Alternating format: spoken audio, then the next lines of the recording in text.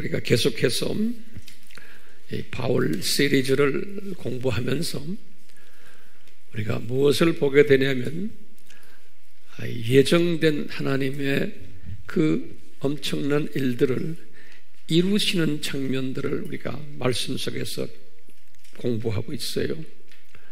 우리가 선교하는 것도 마찬가지.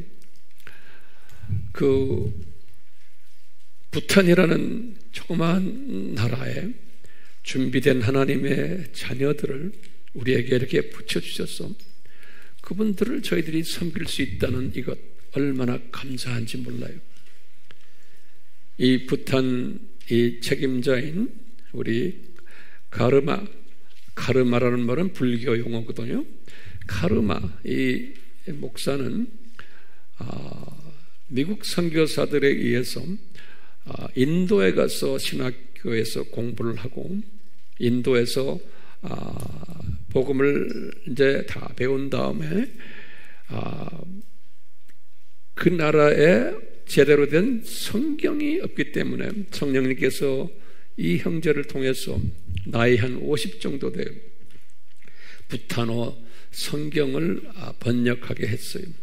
그 전에 이미 번역된 성경이 하나 있었는데 이 형제가 볼 때 온전치 못한 부분이 너무 많아서 미국 성경 번역 전문가들이 이분에게 자금을 줘가지고 번역하도록 했어요. 그러니까 우리가 미국 사람들 정말 복받은 사람들이 참 훌륭한 사람 많아요. 그래서 이 형제가 그렇게 성경을 번역했어요. 그리고 우리가 지금 티벳 분들을 저희들이 또 네팔에서 섬기고 있는데 이 티벳의 모든 그 책임자도 티벳어로 성경을 번역한 사람이 이분들이 다 우리 AMI 책임자로 있어요. 각 나라에. 그러니까 우리 조그마한 AMI 그룹이 이게 보통 일을 하는 그룹이 아니에요. 여러분들 제가 자랑하는 게 아니에요. 주님이 이렇게 허락하셨어요. 그래서 이 번역하는 이 티벳어로 번역해서 티벳 성경을 만드신 분이 우리가 집중적으로 그분들을 우리가 훈련시키는데요. 과거 한 10년 가까이 약 한 7, 8년 전에 그 히말리아 지역에 성경 번역하는 사람들끼리 모여서 미국 선교사들이 주축이 돼가지고 모임이 있었는데 그 모임에서 우리 티벳 우리 AMI 대표가 부탄 대표를 거기서 만난 거예요. 그래서 이제 부탄 대표가 만나가지고 서로 이야기하다가 제 이야기를 한 거예요. 당신 한번 황 목사님을 한번 만나서 그분 가르침에 한번 도전해봐라. 그래서 우리 세미나에 한번 왔어요. 와가지고 쭉 공부하더니 딱 한 4박 5일 공부한 후에 나한테 탁 무릎 꿇는 거예요. 저를 훈련시켜 주십시오. 제가 많은 백인들에게 인도에서도 많이 공부했는데 이런 식의 공부를 처음 합니다. 그래가지고 헌진하게 됐어요. 놀랍죠? 놀라워요. 예. 그래가지고 그때부터 지금 하기 시작하는데 우리가 이제 네팔에서 이 히말라야 지역의 이 사람들, 네팔 사람들, 티벳 사람들 이거 하는데 이분이 우리 부탄 사람들도 좀 모셔주십시오. 그래서요 자기가 똑똑한 젊은이들을 불러 모으겠습니다. 그래서 15명 젊은이들을 골라가지고 영어들을 그렇게 잘해요. 모두 놀랄게요. 네. 똑똑한 젊은이들을 불러 모으는데 뭐라고 그러냐면 얘들 이게 산악지대이기 때문에 버스를 타고 오면 며칠 걸려요. 네. 그래서 비행기로 좀 태워주십시오. 그래서 우리 조혜영 목사님이 합시다. 그래가지고 비행기 값을 15명의 비행기 왕복 호텔 뭐 다 하면요 3,000불이 뭡니까? 더 들어가요. 그것을 저희들이 과거에 7, 8년 동안 1년에 몇 번씩 쫙 해서 투자했어요. 항공료 뭐 다 투자해서 그 젊은이들 오는데 그냥 줄을 서서 와요. 젊은이들이. 그러더니 그 열매가 지금 엄청나게 맺혔어요. 예. 이걸 제가 우리 아미 팀들에겐 처음으로 말하는 거예요. 처음이죠? 네. 이런 일들이 전 세계에서 일어나고 있는데 그걸 말하면 별 도움이 안 될 것 같아서 말 안 해왔어요. 아무도 몰라요. 그 지역 사람들만 알아요. 네.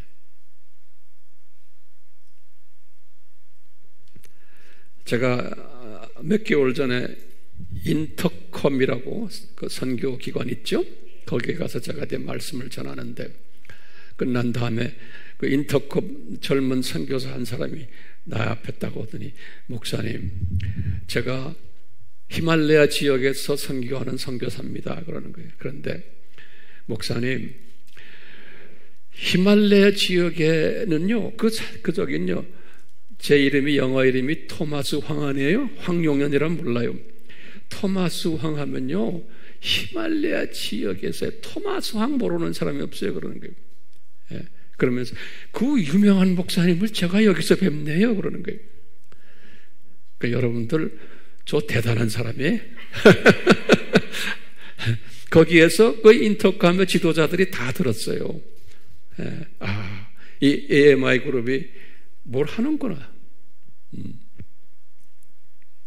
우리가 그 지역에 우리 책만 20개 과목으로 우리 책만 그 나라의 랭귀지들로 20만 권이 뿌려져 있어요.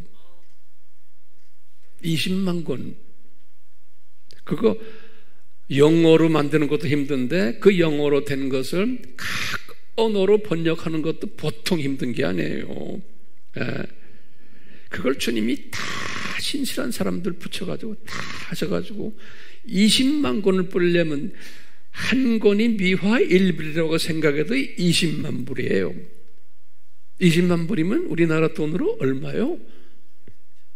2억이 넘어요. 그 나라뿐이 아니에요. 우리 책만요, 지금 전 세계에 깔려있는 게 각 나라마로요. 다 합하면 한 100만 권 돼요. 100만 권이면 미화로 얼마요? 100만 불이 아니에요. 어떤 날은 책 한 권이 미화 2불에 2불, 어떤 때는 3불짜리도 있어요. 그러니까 보이지 않게 주님의 자금이 엄청나게 들어갔어요. 네. 황용현이라는 이름이 없어요. 거기에 토마스 황이에요. 토마스 황 하면 아무도 몰라요. 그쪽 동네 사람밖에. 네. 그러니까 여러분들 이제부터요, 주님의 재림 전에 열심히들 우리 이 사역을 위해서 기도로 동참하세요. 예? 성령의 감동이 있어가지고 여기에 물질로 참여할 사람은 하시더라도 그거 안 해도 괜찮아요. 주님이 때를 따라서 다 주세요. 예? 때를 따라세요. 이게 예수님의 일이기 때문에요, 뭐 돈 내세요 안 내세요 할 필요도 없어요. 이때까지 그랬어요. 그건 지금 25년을요 돈 내라는 말 해본 일이 없어요. 그런데 그때 주님께서 다 채워주셨어요. 신기하죠? 우리 교회가 뭐 수천 명 수만 명 있는 교회가 아니잖아요. 그런데도 수천 명 수만 명 교회 하는 것보다도 더 많은 일들을 이 조그마한 그룹이 하고 있어요. 기가 막히죠. 기가 막히죠. 기가 막히다는 말은 성서적인 말이 아닌 것 같아요. 네. 자, 이제 오늘 말씀 우리 같이 상고합시다.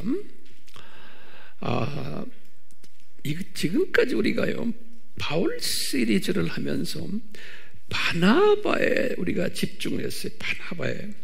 예. 그래서 바나바의 뭔 부분을 집중을 하는데 오늘은 시므온에 대해서 우리가 집중해서 살펴보려고 그래요. 시므온과 그 가족들이, 예. 이 주님께서는 신기한 게 지금 바울도 바나바도 시므온도 다 공통점이 하나가 있는 게 뭐냐면은 이분들이 다 교포들이에요. 디아스포라들이. 이 외국에서 태어난 사람들이, 부모님들이 이민 가가지고, 그렇기 때문에 구브로에서 태어난 분이 바나바 아니에요? 이 시므온은 어디서 태어났냐면 구레네에서 태어났어요. 이분은 구레네라는 나라는 지금 같으면 리비아예요. 리비아, 아프리카, 북아프리카의 리비아에서 태어난 분이에요. 예. 이 바나바는 디아스포라였지만 이분은 디아스포라로서 항상 구브로에 산 것이 아니고 주로 예루살렘에 와서 살았어요. 이분은. 왜냐하면 자신의 가족들이, 여동생도 마리아도 다 예루살렘에 있으면서 사업하셨던 분들이, 부동산 사업. 그렇기 때문에 이분은 디아스포라로서 주로 예루살렘에 살았기 때문에 예수님 3년 공생의 시대에도 예루살렘에 주로 있었기 때문에 이분은 예수님과 안면이 있었던 분 같아요. 이 바나바는 예수님과. 왜냐하면 이 바나바의 여동생 마리아가 예수님을 섬겼던 분이었거든요. 자기 집을 제공하면서 예수님께서 예루살렘에 오실 때마다 거기에서 좀 쉬게 하시고, 또 제자들도 그 댁을 방문하면서 모임이 있을 때마다 거기에서 모임을 가지고, 또는 식사도 같이 하고 성만찬도 거기서 우리가 했던 걸 알 수가 있어요. 그렇기 때문에 이 바나바는 자기의 그 시스터 때문에 제자들과도 좀 교분이 있었고 예수님과도 교분이 있었던 것으로 우리가 짐작할 수 있어요. 특히 이제 마지막 6월절 이제 성만찬 때는, 그게 역사적 사건 아니에요? 거기 제자들과 예수님이 있었지만 제가 이제 짐작하기는 바나바도 거기에 같이 앉아 있지 않았나라는 생각도 하게 돼요. 그래서 이제 바나바는 이런 측면에서 대단히 특별한 분이에요. 이 바나바는 예수님이 성만찬 끝나신 후에 이제 겟세마네 동산으로 올라가셔서 기도하셨잖아요. 그 장면도 바나바가 다 알고 있었던 것 같아요. 그리고는 가룟 유다가 배반할 것도 이미 예수님께서 성만찬 때 말씀하셨잖아요. 그것도 다 알고 있었던 것 같아요. 그리고 예수님께서 이제 겟세마네에서 기도 끝나시고 가야바 뜰에 이제 가셨을 때도 바나바는 멀리서 다 알고 있었던 것 같아요. 본디오 빌라도가 예수님을 십자가에 못 박아라 허락하실 때도 바나바는 알고 있었던 것 같아요. 그래서 이제 예수님께서 본디오 빌라도의 명령에 따라서 십자가를 메고서 골고다 행을 하셨어요. 이때도 분명 바나바가 가까이 있었던 것 같아요. 왜냐하면 그날이 6월절 날이기 때문에 이 디아스포라 유대인들도 6월절이 되면은 이스라엘의 3대 절기 있죠? 이 3대 절기가 되면은 6월절, 오순절, 장막절, 요걸 3대 절기라고 그러죠. 요 3대 절기 때마다 디아스포라 유대인들이 예루살렘으로 모여들었거든요. 그래서 지금 이 날이 예수님의 십자가 지시는 날이 6월절이기 때문에 엄청난 디아스포라 유대인들이 예루살렘을 가득 채웠어요. 어떤 사람들은 약 한 150만 명 정도가 그 도시에 꽉 차 있었을 거다라고 보는 거예요. 이제 그런 그 큰 잔치 날인데 예수님께서 십자가를 어깨에 지시고 걸어가시는 거예요. 그러니까 이 걸어가시는 장면을 우리가 이제 연상을 해보는 거예요. 그럴 때 12 제자들께서는 좀 멀리 있었다라고 우리가 보는 거예요. 거기에 군중 속에 있었지만, 그렇지만 바나바는 제 생각에는 가까이 있었던 것 같아요. 그리고 이 중에 특히 이 유월절을 기념하기 위해서 예루살렘에 왔던 시므온, 리비아의 출신 시므온, 이 사람은 아주 가까이 예수님의 십자가 지금 지고 가시는데 따라갔던 것 같아요. 그 시므온만이 아니고 시므온과 그 사모님 그리고 두 아들들, 그 성경에 보면 그 아들들 이름이 로마서 16장 13절에 나와요. 그 어머니와 아들이 알렉산더와 루퍼라 그래요. 알렉산더와 루퍼예요. 이 두 아들들과 같이 예수님이 십자가를 지실 때 바짝 거기에 붙어서 갔던 것 우리가 확인할 수가 있어요. 근데 이런 상황 속에서 바나바를 지금 우리가 지금 보는 게 바나바가 그 당시에는 이 시므온과 그 가족들이 옆에 있는 거를 있었지만 보질 못했죠. 바나바가. 그렇지만 바나바의 입장에서는 예수님이 이렇게 십자가를 지고 가시는 그것도 이분이 다 보셨을 것이라고 저는 보고 있어요. 예. 자, 이런 그 배경 속에서 우리가 지금 시므온을 한번 초점을 맞춰서 한번 볼 필요가 있는 거예요. 이 시므온은 바나바가 옆에 있는 것도 몰랐죠. 서로가 모르는 사이니까. 지근거리에서 시므온은 지금 예수님 십자가 미는 걸 이제 보고 있었는데, 예. 이렇게 어떤 일들이 있었어요. 로마 군인들이 예수님이 이제 무거워서 넘어지시니까 시므온에게 이 십자가를 대신 지게 하는 이 일들을 일으켰어요. 그렇기 때문에 우리가 오늘은 이 사건을 이렇게 보면서요, 그 장면을 한번 우리가 그림을 그려봐요. 이 시므온이 이렇게 딱 이거 지금 예수님의 십자가를 지고 갈 때 그 주변을 한번 보세요. 바나바도 그 주변에 있었고 12 제자들은 조금 멀리 있었지만 12 제자들 중에서 요한이 항상 그 예수님의 어머니 마리아 옆에 있었어요. 요한이. 그래서 12 제자들 중에서도 요한이 항상 예수님의 십자가에 가까이 있은 것으로 성서에는 기록되어 있어요.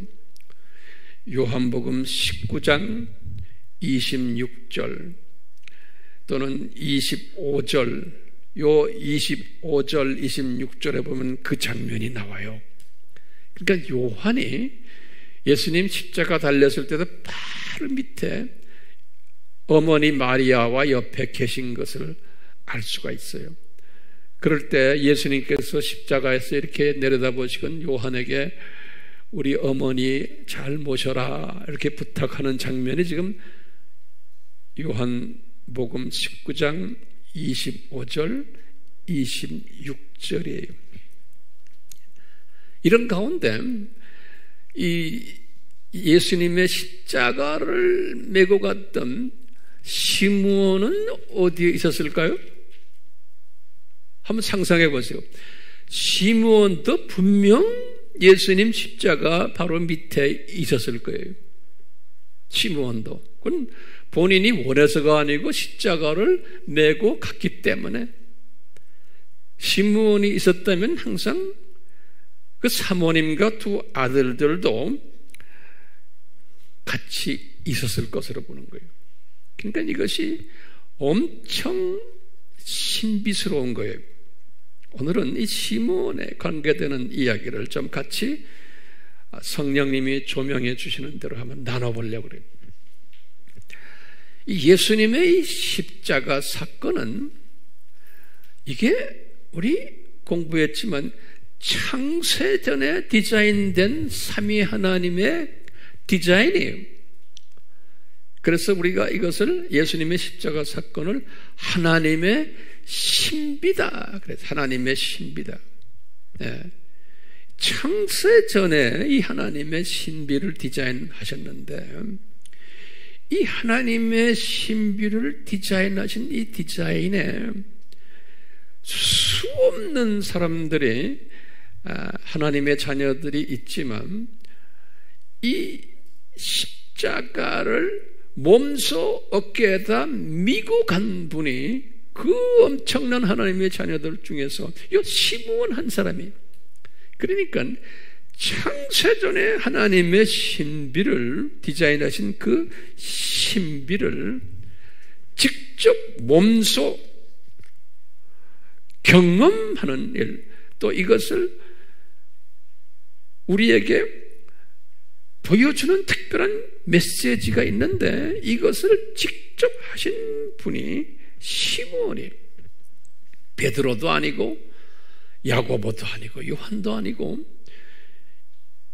인간으로서 예수님이 십자가를 지신 그 십자가를 인간으로서 예수님의 십자가를 대신 지으셨던 분은 세상에 시므온 하나밖에 없어요. 그러니까 이분은 특별한 은총을 받은 분으로 저는 보고 있어요. 그러니까 예수님의 십자가를 대신 지신 분. 자, 이것이 결코 우연일까요? 이제 보면은요, 우리 항상 신학에서 이 예정적 측면의 그런 각도로 보는 신학이 있고 또는 알메니안주의적인 사람의 그 자유의지와 인간 책임론적에서 볼 때는 인간 책임론적인 하나님의 자녀들은 이런 것을 어떻게 보냐면 우연적인 차원에서 보는 거예요. 하나님의 디자인이 아니고 어쩌다가 그렇게 거기에 갔다가 이렇게 되었다.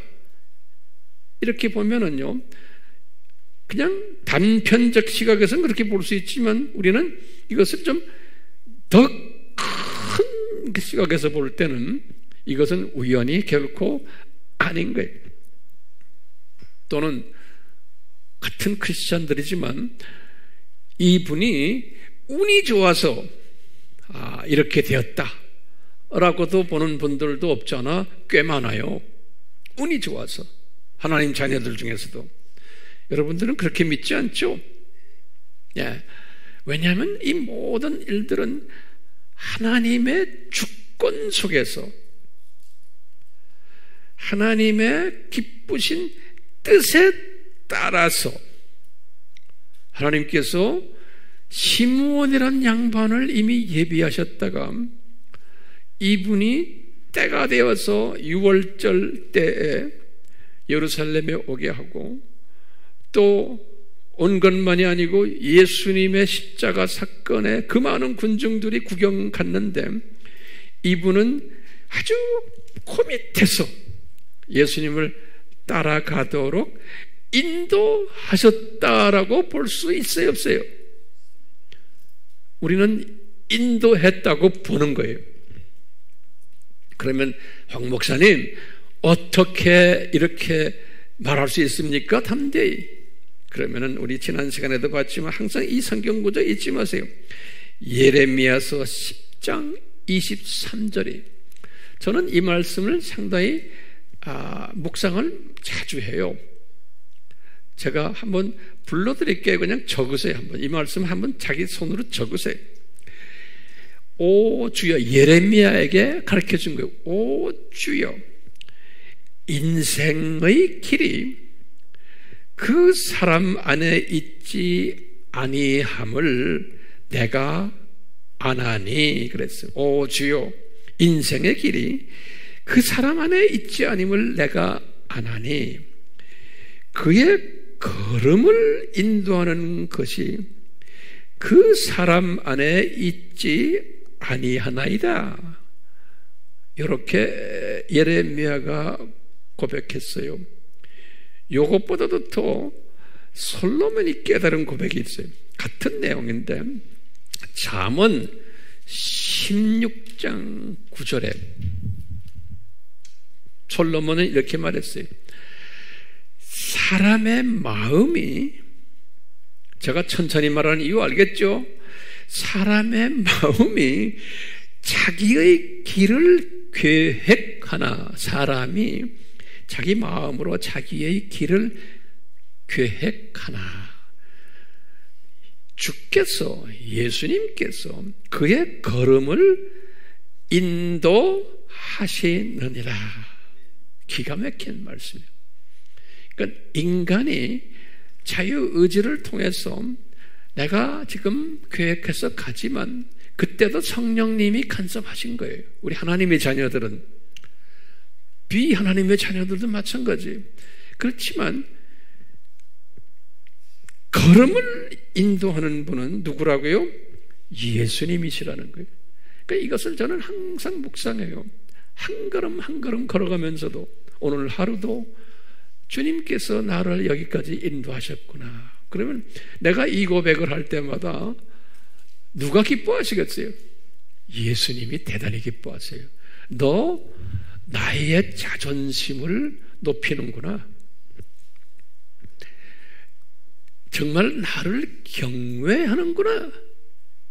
예수님의 반응인 거예요, 나한테. 그렇기 때문에 항상요, 주님, 지금 이 시간에 여기와 앉아있는 것도 이것이 내가 앉아있는 게 아니군요. 성령님께서, 주님께서 성령님을 통해서 내 발걸음을 여기까지 인도하셨네요. 이 믿음이. 이 믿음은 아무나 가지는 게 아니에요. 항상 그렇기 때문에 이 믿음을 항상 묵상을 하면은 어떤 일이 일어나도 예수님이 하셨구나 라고 믿고 있기 때문에 마음에 평강이 있는 거예요. 마음의 평강이. 지금 이 시므온도 마찬가지예요. 예수님의 십자가를 지도록까지 인도를 이렇게 쭉 하신 거예요. 시므온의 라이프 속에서 기가 막히게, 우연히 절대로 아닌 거예요. 그래서 저는 이렇게 묵상하는 게, 어떻게 시므온을, 그 많은 디아스포라 유대인 중에서 시므온을 여기까지 인도하셨나. 왜냐하면 이 시므온이라는 이 양반이 나중에 안디옥 교회를 개척한 목사님이 된 거예요. 이 말은 뭐냐면 안디옥 교회는 바나바를 담임 목사로 세우는 교회고, 나중에 잠깐 바울도 담임 목사가 됐고, 이 안디옥 교회는 로마 제국을 복음화하는 전초 기지가 됐던 교회예요. 이 교회를 개척해서 최초 담임 목사가 되신 분이 이 시므온인 거예요. 엄청난 분이에요, 이 시므온이. 예? 그런데 어떻게 이분이 예수님의 십자가를 지게끔 됐고, 그 십자가 지는 사건 때문에 이분이 예수님 십자가에서 7가지의 마지막 7언이라고 그러죠. 직접 하시는 말씀을 직접 다 들었고, 이분이 12제자들은 요한 빼놓고는 듣지 못했을 거예요. 나중에 예수님이 엘리 엘리 라마 사막다니, 이 말씀도 시므온은 아주 분명하게 가까이서 다 들은 분이에요. 그러니까 보통 분이 아니에요. 예. 이 시므온이, 이분이 이것 때문에 나중에 120문도 마가의 다락방에 회원이 됐을 거고, 이 가족들이 다가 그러니까 최초 크리스천 그룹이 되었고, 이분들이 예루살렘 교회의 개척 멤버들이었지만 시므온이 12제자들처럼 주류는 아니고 비주류로 하나님께서 딱 세워놓으신 사람이에요. 비주류로. 그것도 이민자 출신이기 때문에 하나님의 뜻이었어요. 자, 그럼 어떻게 시므온을 여기까지 인도를 하셨나? 이게 우리 질문인 거예요. 어떻게 이 사람을, 그럼 이런 것이 우리의 삶 속에 그대로 다 적용이 돼요. 저는 이렇게 보는 거예요. 시므온을 창세전 하나님의 신비에 참여하는 자로 만들기 위해서 그 부모님을 구레네로 이민을 시켰구나. 여기까지 저는 보는 거예요. 부모님을 그래가지고 디아스포라를 만들었구나. 그래야지만, 디아스포라가 돼야지만 로마 제국을 볼 수 있는 시각을 가져요. 예. 그뿐 아니라 이 부모님들이 이 열심히 유대 율법에 아주 충실한 사람들로 만들어 놔가지고 이 부모님들이 자녀들을 이렇게 교육시키셨구나. 그래서 이 부모님들이 3대 절기 때마다, 이 3대 절기는 신명기 16장 16절에 보면 딱 나와요. 3대 절기가 신명기 16장 16절에 6월절, 그 다음에 뭐예요? 오순절, 그 다음에 장막절, 그래요. 7절기 중에서 3대 절기가 있어요. 그러니까 최소한 디아스포라들은, 신앙심이 투철한 분들은 이 3대 절기 때 예루살렘에 가서 이 절기를 지켜야 되는 거예요. 그러니까 이것을 부모님들이 어릴 때부터 시므온을 가르쳐 준 거예요. 그러니까 시므온이 이제 자기가 결혼해가지고 아들 둘을 낳았을 때도 똑같이 부모님의 그 가르침에 따라서 6월절에 돼가지고 지금 예루살렘에 오게 된 거예요. 예. 그러니까 자연스러운 거죠. 이분이 6월절 아침에, 예수님이 아침 9시에 십자가에 못 박혔거든요. 그러니까 훨씬 아침 새벽에 이분이 예수님의 십자가를 미고 갔던 것 같아요. 그러니까 온 가족이 지금 이렇게 하면서 가까이 예수님의 그 미고 가는, 십자가를 미고 가는 모습을 따라가면서 예수님이 채찍에 맞으시는 것도 다 실제로 목격한 사람이, 이 사람이 가까이서 예수님이 고통을 받으시는 부분들 다 목격하고, 예수님만이 아니고 그 사모님도 따라서 그 두 아들들도 그 예수님의 그 아파하시는 그것을, 이것을 다 보면서 따라갔고, 이 사모님과 이 아들들은 자기 아버지가 이 십자가를 대신 미는 것도 다 본 거예요. 그리고는 이제 이 골고다로 가서 이제 십자가에 아침 9시에 예수님이 못 박히시는 장면도 다 봤고, 아주 가까이에서 다 봤어요. 그래가지고는 6시간 동안 예수님이 고통당하는 모습도 다 보고, 이분이.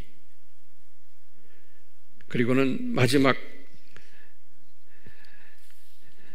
엘리 엘리 라마 사막다니 예수님 말씀도 귀로 분명하게 듣고, 예수님이 숨을 거두시는 것도 이분이 아주 정난하게 다 보고, 뿐만 아니라 아리마대 요셉이 빌라도에게 가가지고 예수님 시체를 달라고, 그래서 그 시체를 받아가지고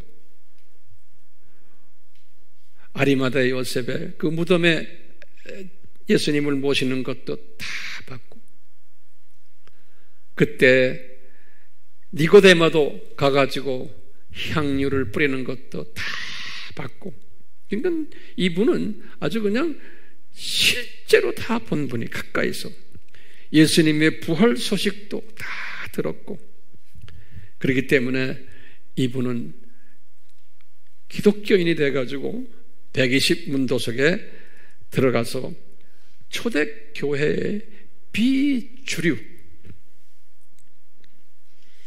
그룹에 들어간 그러한 특별한 은총받은 분이었어요. 자, 이런 가운데 우리 지난 시간에 공부했지만 주후 32년에 이 바울을 통해서 스데바니를 이제 순교케 하고 33년에 예루살렘 교회가 쑥밭이 되는, 그래서 다 흐트러지는, 우리 지난 시간에 제가 지도를 그리면서 설명을 다 해드렸어요. 이런 가운데 예수님께서는 이분을, 성령님이 이분을 어디에다 인도했어요? 안디옥으로 인도케 하신 거예요. 기가 막히게요. 그 안디옥까지 올라가 가지고 이분이 개척교회를 한 거예요. 이 개척교회를 했을 때 그곳에 있는 외국인들까지도 복음화를 하다 보니까 교회가 꽤 커진 거예요. 성서에는 그렇게 돼 있어요. 교회가 꽤 커지니까 성령님께서 예루살렘에 있는 베드로와 야고보와 요한에게 분명히 말씀하셨을 거예요. 지금 저 예수님의 십자가를 메고 간 저 비주류의 시므온이 지금 어느 정도 교회 사이즈가 크게끔 해서 여러 가지로 도움을 요청하는데 우리가 바나바를 그 위에 파송하자. 그래서 이제 바나바가 파송되어서 올라갔어요. 바나바가 파송이 되자마자 바나바가 거기에 있었을 때 성령님께서 바나바에게 또 이 시므온에게 특별히 뭐라고 그러냐면, 이 우리를 핍박했던 저 사울, 저 사람 지금 엎어지면 곧할 때 그 옆에 다소에 있는데 그분 모셔다가 같이 동역해라 라는 메시지를 바꾸는, 이제 바나바를 그곳에 파송해가지고 모시고 왔잖아요. 와서 이제 5명이에요. 바나바가 이제 지도자가 됐고, 시므온은 참 훌륭한 분인 게, 바나바가 예루살렘에서 파송되었을 때 시므온은 바나바를 담임 목사님으로 본인이 모시고 본인은 부목사님으로 내려오신 거예요. 이렇게 해서 이제 같이 사역을 했잖아요. 예. 이런 사역을 하면서 시므온에게 또 성령님이 말씀하시는 거예요. 요 바나바와 사울을 선교사로 내보내라.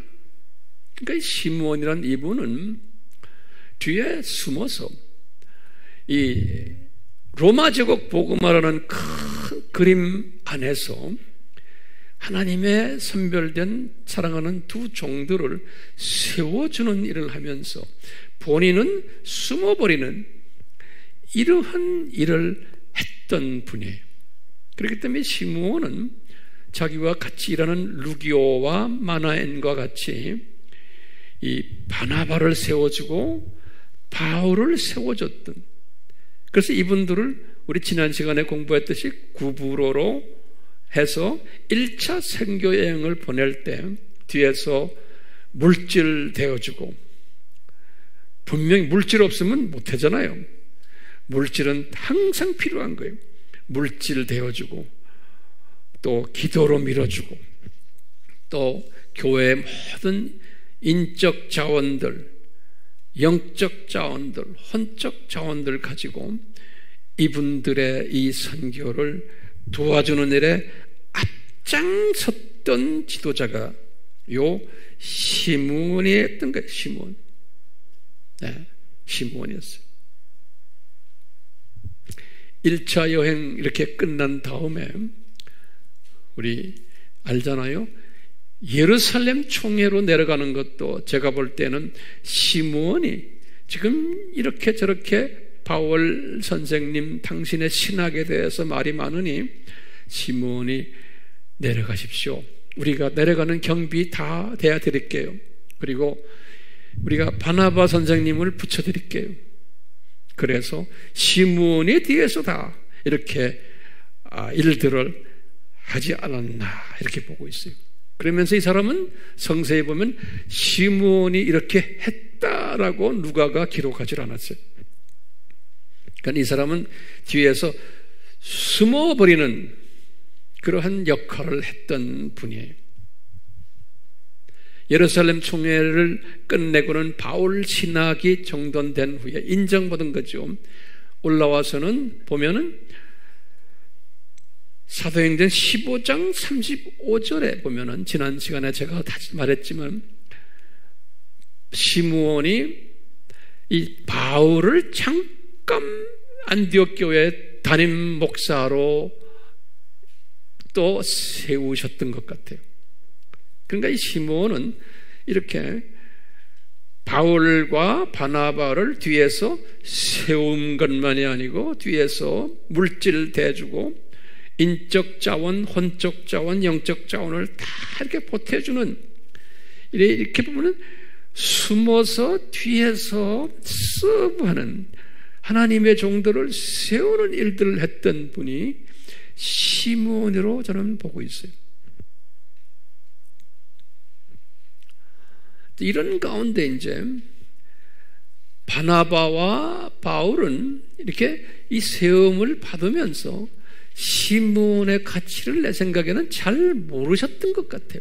그러니까 항상 우리는 혜택을 받을 때 이 혜택이 그냥 자동적으로 오는 걸로 생각하는 게 일반적인 사람의 그 속성이에요. 예.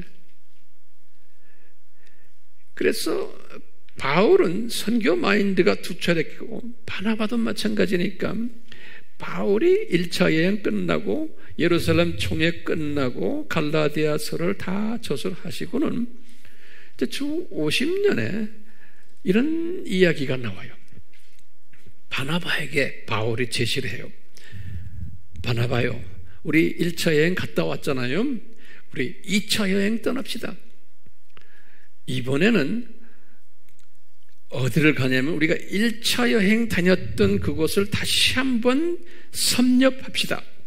섭렵하면서 그곳에 우리가 심어놓은 하나님의 자녀들, 또 조그마한 가정교회들을 우리가 방문하면서 그분들 격려해주고 도와줍시다. 이렇게 이제 바울이 제시를 했어요. 누구한테요? 바나바에게 제시를 했어요. 사도행전 15장 36절에서 38절에 보면 그 이야기가 나와요. 중요한 이야기예요. 이 이야기는. 그러니까 바나바가 그 말을 듣고는 제안하는 거예요. 사울아, 우리가 마가를 데리고 가자 그러는 거예요. 그러니까 바울이 열을 받은 거예요. 예?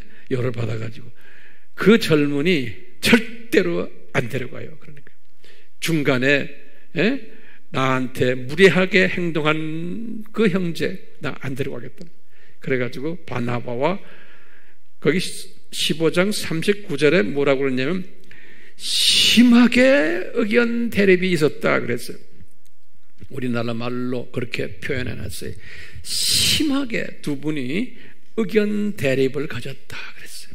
그렇기 때문에 하나님의 유명한 종들이라고 그래서 심하게 의견 대립을 안 할 수가 없는 거예요. 그런데 여기에 보면요, 이 두 분의, 제가 예전에 사도행전 강의할 때 이 두 분을 어떻게 해석해 드렸어요? 바울은 영어로 말하면 task oriented 사람이에요. 다시 말하면 job oriented, 사명 중심적인, 우리는 로마 제국 복음화를 해야 된다, 어떤 어려움이 있더라도 하는 그러한 사고방식을 가졌던 분이고, 바나바는 그렇게 하더라도 사람을 항상 염두에 두는, 그렇다고 사람, 주변 사람, 우리가 지금 마가가 저렇게 한번 자기도 후회하고 있는데 저 사람 살려주는 의미에서도 데려갑시다. 그 person oriented, job oriented와 사람 oriented라는 건 그게 그쪽 중심으로, 사람 중심이냐 사역 중심이냐, 이 둘로 갈라진 모습을 우리가 보게 되는데요. 성령님께서는 둘 다가 필요한 거예요. 둘 다가. 그러니까 하나가 기다 아니다가 아니고, 저는 항상 이 양면을 다 보는 그러한 것을 저는 깨닫고 제가 실천하려고 저도 노력을 해요. 이것 때문에 이 유명한 두 영적 거장들이 이것 때문에 결별한 거예요. 39절에서 41절에 보면은 결별을 어떻게 했냐면, 바나바는 마가를 데리고 어딜 갔냐면은 구브로 선교를 했어요. 구브로. 자기 고향으로 가가지고 선교하고는, 참 성경 누가가 뭐냐면 구브로로 갔더라 딱 그래놓고 그 다음부터는 바나바의 거치가 기록이 안 돼 있어요. 성경에는. 그 후부터는 바나바 이야기가 딱 끝나버렸어요. 그러니까 바나바가 아무것도 안 했다는 게 아니고, 성경에서 누가가 어디에 초점을 맞췄냐면 바울에게 초점을 맞췄어요. 그래서 이제 바나바는 주로 이제 구브로 지역을 선교하시다가 주후 61년에 거기에서 순교 당하셨다라고 우리가 공부했어요. 자, 그러니까 바나바는 자기의 사명을 바울이 선교사로서 자리매김을 하도록 도와주는 일을 충분히 하시고는 이분의 사명은 이제 끝나서 주님 나라에 가신 거예요. 그렇기 때문에 바울보다 못한 것이 아니고, 바울이 그동안에 그 후에 했던 모든 일들을 이제 하늘나라에 다 기록이 될 터인데, 바나바가 같이 상급을 나눠 가질 것이다 라고 저는 보고 있어요. 왜? 이분을 세웠기 때문에. 이렇게 결별을 하고는, 그러면서 이제 바울은 어떻게 했느냐? 바울은 신라를 데리고, 신라라고 그러죠. 신라를 데리고 이제 2차 선교 여행을 떠났어요. 그때 신라를 데리고 갔다라고 기록되어 있지만, 이제 우리가 이제 사도행전 16장부터 보면은 거기에 따라간 분들이 또 있었어요. 누가도 따라갔고, 디모데도 따라갔고, 기타 여러 분들이 같이 갔던 것으로 2차 여행 갔던 것으로 보고 있어요. 저는 이제 이 말씀을 상고하면서 그때 따라갔던 분들 중에 한 분이 누굴까 보면은 시므온이, 이제 시므온께서 파송한 거예요, 바울을. 그러니까 뒤에서 물질되고 기도되고 인적 자원들을 시므온이 다 이렇게 대준 거예요, 바울한테요. 그래서 이제 디모데를 보낼 때도 그렇고 누가를 보낼 때도 그렇고 그분들 교통비와 그분들도 가족 남아있는 가족들 생활비도 다 대줘야 되고, 이게 보통 일이 아니에요. 선교사 하나 내보내는 일이. 그냥 가는 게 아니에요. 제가 이런 선교를 해보면 뒤에서 들어가는 모든 일들이 엄청 많아요. 이런 것을 고려했을 때 시므온이 엄청난 일을 했는데 그 중에 내가 지금 항상 관심을 두는 게 시므온이 자기 사모님이에요. 자기 부인이에요. 이 사모님을 2차 여행 때 바울에게 붙여주지 않았나 보고 있어요. 그뿐 아니라 두 아들들 알렉산더와 누구예요? 루포예요. 두 아들들까지도 붙여서 이제 바울 선생님과 선교 여행을 가게 하셨다고 저는 보고 있어요. 그 이유는 나중에 제가 설명해 드릴게요. 지금까지 잘 따라오세요? 그래서 바울은 어디를 갔냐면은 구브로는 바나바가 갔으니까 안 가고 육지를 해서 자기 고향 다소 쪽으로 가가지고 1차 여행 때 여행했던 곳을 다 섭렵하고, 그리고는 어떤 분들은 섭렵할 때에 디모데를 불렀다라고 보는 분들도 있어요. 디모데가 그때 어떤 그건 별로 중요하지 않아요. 그리고 이분이 거기에서 지도를 그리면 여러분들 지도 이제 상상하죠. 아시아 쪽으로 간 게 아시아. 그 이렇게 지금 여기에서 이분이 구브로를 안 가곤 이렇게 가가지고 자기가 개척했던 1차 여행 때의 모든 데를 갔다가 여기가 이제 아시아죠. 이쪽으로 갔어요. 지금 2차 여행이에요. 2차 여행. 그래서 2차 여행하면서 이 그룹들 데리고, 이 그룹들 속에 누가 있어요? 시므온의 사모님과 두 아들들도 거기 같이. 예. 우리가 지금 초점을 시므온에다 지금 대고 있어요. 그래가지고 이제 여기에 아시아의 에베소 교회부터 시작해서 이제 아시아의 7교회를 쫙 개척 다 하고, 그리고는 그 2차 여행이죠. 그리고는 이제 이분이 다시 돌아오려고 그러는데 마게도니아 비전을 봤죠. 이 동네가 이게 마게도니아 아니에요? 마게도니아 환상을 쫙 보여주신 거예요. 그래서 바울이 여기에서 마게도니아로 이제 넘어간 거죠. 여기가 이제 아시아와 유럽의 경계선이거든요. 여기가 지금도 이스탄불이 거기가 뭐 아시아와 유럽의 경계선 아니에요? 이스탄불이 바로 여기 있거든요. 경계선이. 그래서 이제 마게도니아 가가지고 무슨 교회를 세웠어요? 제일 먼저 빌립보 교회, 그 다음에 이렇게 데살로니가 교회, 여기가 지금 그리스예요. 그 다음에 여기 아데네 교회, 여기 고린도 교회, 빌립보, 여기 데살로니가, 아데네, 여기 고린도. 이렇게 우리 다 알죠? 영상으로 보는 분들을 위해서 제가 그러는 게, 이게 언제예요? 지금 1차가 46년에서 48이고 1차가 2차가 지금 50에서 52년에 여기가 2차 지금 2차 성경이 이렇게 하는 거예요. 이렇게 이럴 때 모시고 다녔던 분들 중에 그 사모님하고 두 아들들이 있었다는 것을 항상 생각하세요. 네. 그래가지고요, 여기서 이 선교여행을, 그 유명한 교회들을 이때 다 2차 때 개척해 놓은 거예요. 그 유명한 교회들을 2차 때 개척해 놓고, 이 사도 바울의 이 그룹들이 어디로 다시 귀환했어요? 이분들이 여기 안디옥으로 귀환한 거예요. 그렇기 때문에 이 안디옥이 미션 센터였고, 거기에 센터장이 누구예요? 시므온인 거예요. 센터장이. 그러니까 시므온은 대단한 사람이에요. 이 주님의 그 큰 일을 필드에서 뛰는 사람들을 만들어주는 일을 했고, 또 이분들을 도와주는 일을 했고, 뒤에서 교통 정리해주는 일을 하면서 자기 가족까지도 거기에 참여시켰던 이런 훌륭한 분으로 저는 보고 있는 거예요.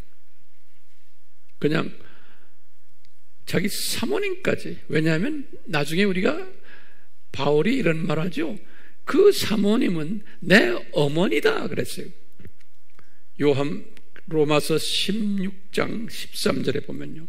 그러니까 바울의 어머니다 그러니까요. 어머니의 역할을 했던 것 같아요. 선교지를 다니면서 따라다니면서 뭐 빨래도 해주고 음식도 만들어주고 또 어머니 역할 뒷바라지 다 해주면서 이렇게 그러면서 그 남편은 뒤에서 물질을 대고 또 이 남편은 교인들이 기도와 물질을 대도록 계속 주일마다 설교해주고 그 집안이 보통 집안이 아닌 거예요. 그러니까 바울이 볼 때는 이분이 얼마나 고마운 분인지 모르는 거예요. 이 시므온이. 그러니까 엄마 이렇게 불렀던 모양이에요. 이 말은 연세도 시므온이 바울보다 훨씬 더 많았던 것으로 짐작할 수 있죠. 시니어예요. 시니어. 젊은 분이 아니에요. 시니어이기 때문에 그 부인 사모님도 나이가 바울보다 훨씬 많았던 것 같아요. 그러니까 어머니라고 불렀던 어머니라고. 네. 그리고 바울이 이렇게 해서 탁 끝내서 본부로 돌아온 거예요. 본부로 돌아와서 이분이 한 6개월 정도 있다가 53년에 또 이제 3차 선교여행 떠나죠. 3차 선교여행을 떠날 때 안디옥에서 또 파송하는 거예요. 그래가지고 이 개척한 교회들을 쫙 돌아보는 거예요. 그러니까 우리가 선교사들은 항상 자꾸 방문해가지고 거기에 있는 현지인들을 격려해주고 세워주고 비전 넣어주고 그 일이에요. 저도 그 일들을 지금 과거 30년을 지금 하고 있어요. 네. 자, 이런 가운데 3차 여행을 딱 떠날 때 떠나자마자 바울이 무슨 생각을 하면서 떠나냐면은 이 로마 제국을 보고만 하려면은 이 안디옥이 너무나 떨어져 있다. 거리상으로. 그러니까 이 사람은 전략가이기 때문에 미션 센터를 여기가 로마거든요. 이 로마 있는 가까이에 옮겨야 되겠다. 그래서 제가 사도행전 강의에서도 그랬죠. 이분의 생각은 미션 센터를 어디로 옮기려고 생각했어요? 에베소로 옮기려고. 에베소로. 나중에 이제 에베소에서 이 로마까지. 그러니까 이 미션의 전략가예요, 전략가. 그래서 이 에베소로 미션 센터를 옮겨야 되겠다. 근데 이 미션 센터를 이쪽으로 옮기겠다 했을 때 시므온이 섭섭해하지 않았던 거예요. 기가 막히게. 시므온이 이 미션 마인드가 있는 분이기 때문에 그래 옮기자 아마 서로가 동의를 했던 것 같아요. 그래서 이 안디옥 교회의 모든 인적, 물적 모든 자원들을 이제 새로 이쪽으로 옮기려고 이제 같이 의논을 했던 것 같아요. 그래서 이제 옮겨서 이분이 3차 여행할 때 보면 3차 여행 하자마자 여기 들리지 않고 직접 에베소에 간 거예요. 이분이 3차 여행은요, 직접 에베소에 가가지고 거기에다가 신학교 하나를 오픈한 거예요. 항상 지도자 훈련이 필요하거든요. 그래서 그 신학교 이름이 뭐예요? 두라노 소원인 거예요. 53년에 두라노 소원을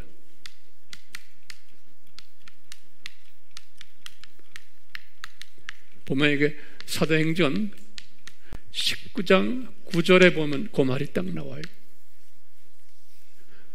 두라노 서원을 만들어 가지고 요 55년까지 요 2년 동안 두라노 서원을 운영했어요. 그러니까 첫 성경학교, 첫 신학교회 성서에서 보면요, 이 두라노 서원이 이때 우리 사도행전은 제가 얘기했지만 이 지역의 지도자감들을 약간 내가 볼 때는 한 100여 명 정도 불러다가 2년 동안 바울이 딴 데 안 가고 2년 동안 거기에서 집중적으로 밤낮 없이 교육을 시켰다 그랬어요. 지도자들을 2년 동안. 그러니까 이분의 그 전략은 교회만 개척해 놓으면 안 된다. 그 지도자들이 양성되어야 된다. 그래서 훈련을 시켰던 거예요. 그것도 1, 2년이 아니고 2년 가까이 집중적으로 바울이 이 에베소에서 그래가지고 여기에서 약 한 100명 중에서 한 30명 정도를 이 로마로 파송한 거예요. 로마로 여기. 예. 로마로. 나머지 한 70명은 각자 교회로 다시 보내고 그때 우리 알다시피 그 한 30명 파송된 선교사들의 이름이 어디에 나와요? 로마서 16장에 나오는 거예요. 로마서는 언제 썼냐? 여기 57년에 썼잖아요. 이때 로마서 16장에다가 기록해 놨어요. 바울이 이 로마서를 쓰면서 로마를 향해서 쓴 거거든요. 이게 고린도에 있을 때 쓴 거거든요. 57년에. 고린도에 있을 때 로마에 있는 기독교인들, 이미 복음화된 기독교인들, 특히 이분이 55년에 졸업생들 한 30명을 로마로 파송했거든요. 졸업생들을 한 30명. 그래서 로마에 이미 로마 도시에 이 두라노 학교 졸업생들이 선교사로 파송돼서 여기저기에다 개척교회들을 많이 만들어 놓은 거예요, 이미. 예. 그러니까 로마서라는 게 뭐냐면 로마에 있는 이 자기 제자들이 개척해 놓은 그 크리스천 그룹들에게 주로 편지를 쓴 것이 기독교의 기본 진리를 쓴 것이 로마서예요. 그래서 16장 마지막에 요 30명 자기 제자들에게 안부를 묻는 이야기.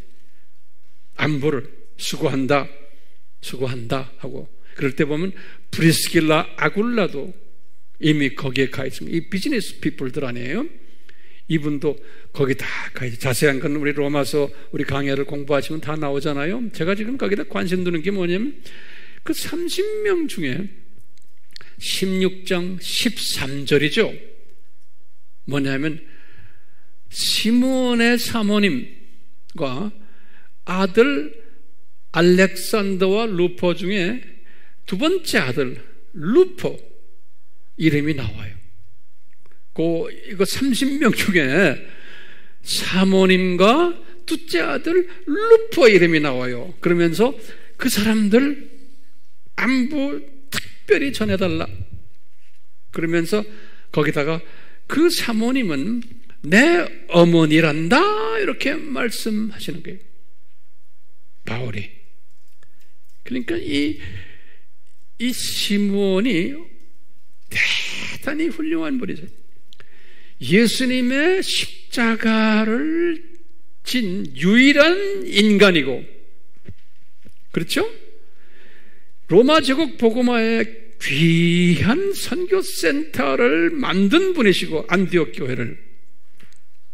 그뿐 아니라 일꾼들 바나바를 세우시고 거기에 바나바를 통해서 함께해서 바울을 세운 분이에요. 그래가지고는 이 바울이 선교를 할 수 있도록 물질과 기도와 모든 것을 다 뒤에서 도와주고, 심지어는 자기 와이프까지, 아들들까지 바울에게 주신 이 사역에 도움이 되라고 헌신했던 분이 요 시므온인 거예요. 시므온. 그러니까 우리가 이제 제가 결론적으로 이런 말씀을 이렇게 쭉 묵상하면서 배우는 게 뭐냐면, 바울이 아무리 모태에 형성되기 전에 하나님의 종으로, 로마 제국 복음화의 종으로 예정되었지만, 아무리 했지만 절대로 혼자서는 안 된다 라는 거예요. 혼자서는 절대로 안 된다. 바울은 바울대로 자기가 가지고 있는 능력도 한계성을 가지고 있고, 자질도, 자원도, 모든 부분이 그분만 가지고 있는 한계성이 있어요. 그렇게 하나님이 디자인하셨어요. 여기서 있는 황 목사도 마찬가지예요. 혼자 안 돼요. 그렇기 때문에 때를 따라서 준비된 동역자들, 도우미들을 꼭 붙여주셨던 것을 우리가 알 수가 있어요. 세상 일도 마찬가지지만 이 하나님의 일은 이런 부분에서 아주 철저해요. 그렇기 때문에 혼자 다 하면은 사람은 그것 때문에 스스로 교만해져요. 그렇기 때문에 하나님이 그렇게 안 하세요. 항상 자기의 부족함이 노출되게 하고는 하나님께서는 그것을 보조해주는, 그것을 약한 부분을 보태주는 사람들을 항상 붙여주세요. 그러니까 바울도 이 큰 로마 제국 복음화라는 큰 그림 속에 들어가 있었던 사람이지만 이분에게 바나바도 붙여주시고, 특히 시므온 가족을 붙여주시고, 또 이분에게 디모데도 붙여주시고, 누가도 붙여주시고, 두기고도 붙여주시고, 심지어는 로마서를 들고 갔던 베베 자매도 붙여주시고, 디도도 붙여주시고, 또 사업가 출신인 브리스킬라 아굴라도 붙여주시고, 또 사업가 출신인 루디아도 붙여주시고, 이렇게 각 방향에서 특기를 가진 분들을 이 큰 그림, 이 로마 제국 복음화를 위해서 하나님이 바울에게 이런 사람들을 붙여주셨어요. 그 중에 특별히 붙여주신 큰 인물이 제가 볼 때는 시므온인 거예요. 시므온, 큰 인물이요. 그렇기 때문에 바울은 현장에서 이렇게 뛰었지만 바울이 항상 이런 이야기를 해요. 내가 이렇게 뛰면 분명히 나에게 면류관 주실 것이다. 그래서 우리 공부했죠. 면류관이 뭐냐면 썩지 않는 면류관, 기쁨의 면류관, 의의 면류관, 영광의 면류관, 생명의 면류관, 이런 면류관들을 베드로도 그러고 야고보도 그러고 바울도 그러고 이런 면류관을 우리가 받는다 했을 때 요분들만 받는 게 아니라고 저는 믿어요. 이분들이 바울이 받아야 할 이 면류관들, 베드로가 받아야 할 이 면류관들, 뒤에 이름 없이 뒤에서 이분들이 일을 하도록 도우미 역할을 했던 이 숨겨놓은 하나님이 보내주신 이분들도 똑같이 이 면류관들을 나눠 가질 것으로 저는 확실하고 있어요. 그렇기 때문에 여러분들과 나와의 관계에서도 마찬가지. 우리에게 맡겨주신 이 사역을 할 때 여러분들은 각자가 있는 자리에서 디모데 역할도 하시고, 베베 역할도 하시고, 브리스킬라 아굴라 역할도 하시고, 디도 역할도 하시고, 루디아 역할도 하시고, 바나바 역할도 하시고, 시므온 역할도 하시고, 각자가 주어진 역할들을 하시기를 바라요. 예, 비교하지 마시고. 그렇기 때문에 하나님께서는 다양하게 만드셨어요, 저희들을요. 그렇기 때문에 이 다양 속에서 조화를 잘하는 사람이 성령 충만한 사람이에요.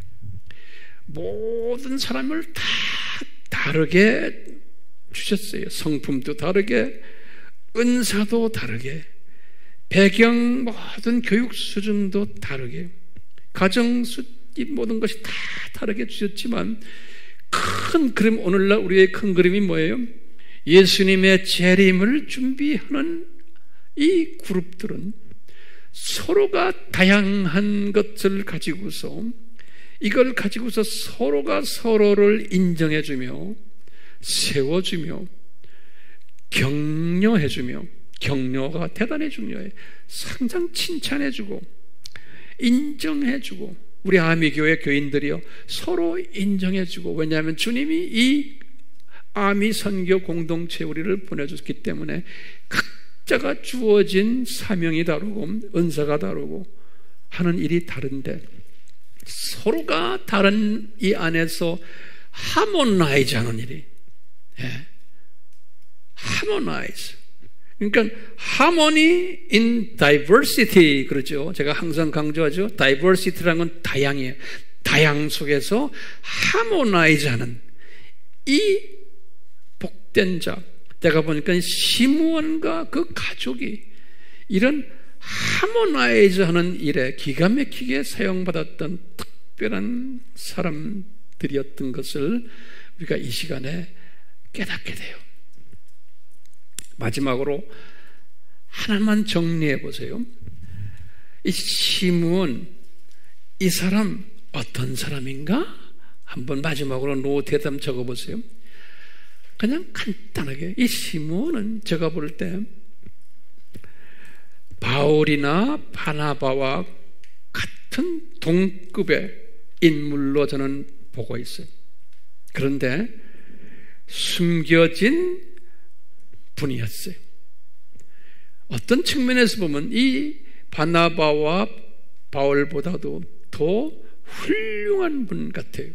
왜냐하면 첫 번째로 예수님의 십자가를 맺던 유일한 피조물이, 보통 영광이 아니죠. 두 번째로 이분이 얼마나 소중한 분이냐면 로마 제국을 복음화시키는 첫 선교 기지를, 선교 센터를 개척했던 분이. 세 번째는 이 선교 센터에서 이분이 거기에서 디렉터 역할을 하시다가 바나바에게 그 디렉터 역할을 양보했던 훌륭한 분이세요. 바나바를 세우기 위해서. 네 번째로 이분은 어떤 분이냐면 이 바나바와 바울을 첫 로마 제국 선교사로 파송했던 분이에요. 이분이 파송을 했어요. 파송했던 분이. 다섯 번째로 예루살렘 총회 이후에 또 겸손하게 바울을 잠깐 디렉터로 세웠던 분이에요. 바울을. 여섯 번째로 이분이 바나바와 마가를 구브로로 선교사로 파송했던 분이에요. 이분이 바나바와 마가를. 일곱 번째로 바울과 누가와 디모데와 이 팀들을 2차 선교 여행하도록 파송했던 분들이, 1차도 파송했고 2차도 파송했던 분이. 그뿐 아니라 2차 선교여행 끝난 다음에 여덟 번째로 이 선교사 팀들이 와서 선교 보고를 할 때 대단한 환영 예배를 드렸던 분이에요. 환영 파티가 대단했을 것 같아요. 그렇게 우리가 상상하러 보는 거예요. 예수님이 얼마나 보고서 기뻐하셨겠어요? 항상 예수님의 시각에서 모든 사물을 보시길 바라요. 아홉 번째로는 우리 보면은요, 우리가 확실히 알 수 있는 게 이 사모님과 두 아들들을 두라노 소원에서 신학 훈련을 시키게 해가지고 이분들이 특히 그 둘째 아들과 사모님이 어디까지 갔어요? 로마의 선교사로까지 가도록 허락하신 대단한 남편이고 목사님이시고 선교사님이세요. 다시 말하면 10번째로는요, 온 가족이 다가 이 로마 제국 복음화에 헌신했던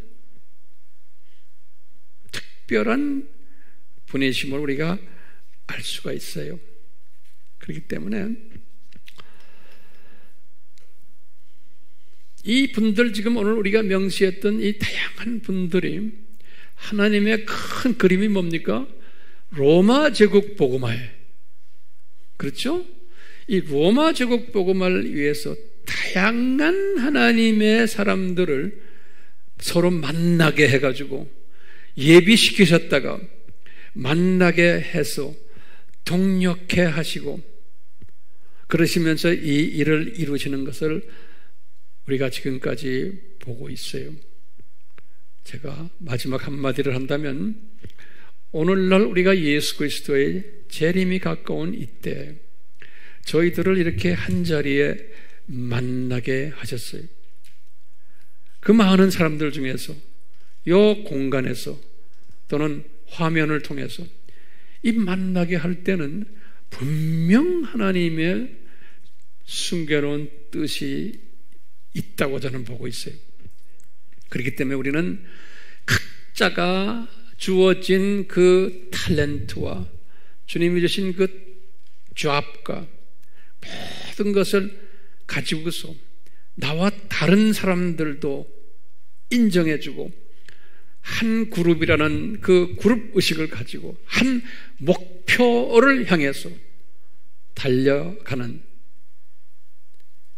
그러한 우리 모두가 되기를 이 말씀 속에서 다시 한번 깨닫게 돼요.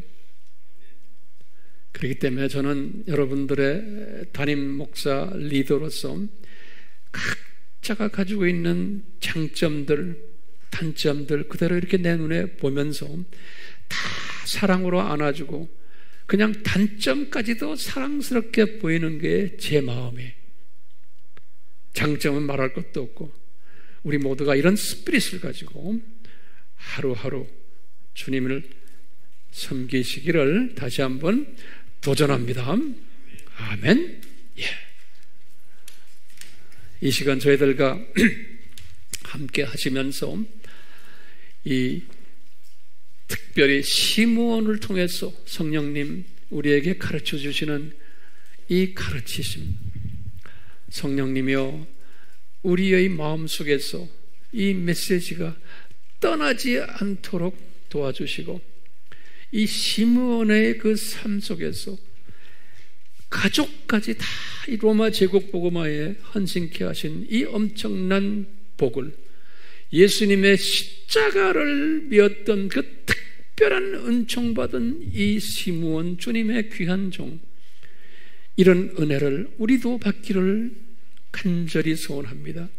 한 분 한 분에게 바나바에게 주셨던 그 은총, 바울에게 주셨던 그 은총, 시므온에게 주셨던 그 은총, 디모데에게 주셨던 그 은총, 심지어 베베에게 두기고에게 주셨던 그 은총, 우리에게 딸을 따라서 그 분량에 맞춰서 주심으로 그 다른 은총을 가지고 우리가 한 마음으로 한 비전으로 주님의 재림을 기다리는, 준비하는, 예비하는 우리 모두가 되도록 복을 내려 주시옵소서. 예수님의 이름으로 기도드리옵나이다. 아멘. 지금 이 시대에 예수님께서 가장 관심이 있으신 분야가 뭘까요? 여러분들의 여러 가지 가정에서 일어나는 일들일까요? 안 그러면 사업일까요? 여러분들의 개인의 어떤 비전일까요? 그것도 이겠지만 예수님은 거기에 머물러 있는 분이 아니시죠. 예수님의 재림 전에 기독교인들은 마지막 때의 추수일에 직접 간접으로 깨어서 준비하라고 분명히 감람산 설교에서 말씀하셨기에 우리는 우리의 몸이 직접 이 일을 할 수는 없지만 우리에게 주어진 이 미전도 족속들, 제가 매주마다 목회서신에 거명하지만 그 나라들을 항상 위해서 기도해 주시면 예수님께서 여러분들을 얼마나 사랑하실까 하는 생각이 들어요. 아이들을 위해서, 사업을 위해서, 건강을 위해서는 기도를 제쳐놓으세요. 그것은 주님이 다 아세요. 제쳐놓고 예수님께서 이 시대에 지금 요구하는 일에 한번 투자해 보세요. 매일매일 핸드폰에 적혀있는 그걸 놓고 기도하세요. 그러면 신기하게도 내가 가지고 있는 여러 가지 어려운 일들, 앞으로 해야 될 일들의 내가 여쭙지도 않은데, 물어보지도 않고 요구하지도 않는데 주님의 길을 인도해 주심을 체험하게 돼요. 너희들은 먼저 그 나라와 그 의를 구하라. 예수님 하신 말씀이 먼저. 그러면 나머지 일들은 내가 알아서 해줄게. 저는 이 말씀을 항상 묵상하면서 제 삶에 저는 적용하고 있어요. 그러다 보니까 제가 이렇게 가족들 떠나서 이렇게 주님을 섬기는 일, 그러니까 주님께서는 저는 가족을 위해서 기도도 안 해요. 그런데 내 가족들 주님이 잘 인도하세요. 그러니까요, 살아계신 이분께서 그렇게 하시는데 이분의 일에만 집중하면은 나머지는 다 알아서 하세요. 그러니까 시각을 바꾸세요. 그게 믿음이 있는 사람이에요. 고작해서 그저 내 가정 문제, 내 자식 문제, 여기에서 왔다 갔다 하지 마시고, 우리 AMI 팀들은 오늘 우리가 지금 거론하는 이 유명 인사들, 심지어는 베베 자매까지 다 이 로마 제국 복음화를 위해서 뛰어든 분들 아니에요? 이분들 대열에 들어가는 여러분들 되시기를 다시 한번 축원합니다. 이 저희들이 지금 외치고 있는 이 메시지, 성령님이시오, 성령님이시오, 하나님 아버지의 사랑 안에서, 예수 그리스도의 은혜 안에서 반드시 우리의 삶 속에서 이루시고 우리의 삶을 통해서, 이 그룹을 통해서 영광 홀로 받아 주시옵소서. 예수님의 이름으로 기도드리옵나이다. 아멘. 다시 한번 이 찬송을 다시 한번 하고 우리 집에 갑시다.